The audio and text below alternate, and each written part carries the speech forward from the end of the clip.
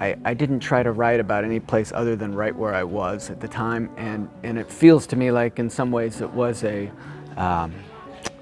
celebration of Olympia, at least of the marine world that we're surrounded in that we don't pay that much attention to.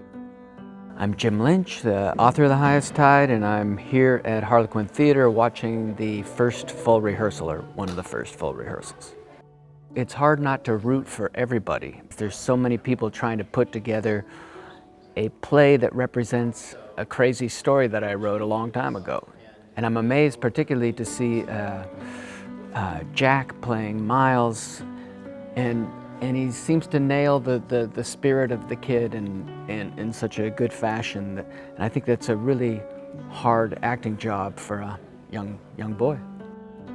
One of the things that is intriguing to me is that I saw this same play or similar play done in Seattle, and there was no screen behind it. There wasn't the atmosphere that you all have been able to create with this. The sound and the screen and the props and everything, it feels like a completely different beast in a way, and in a refreshing way, in a more kind of modern stage.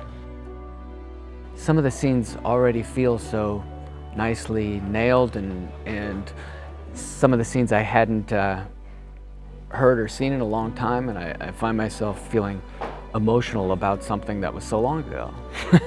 So it's been a treat so far.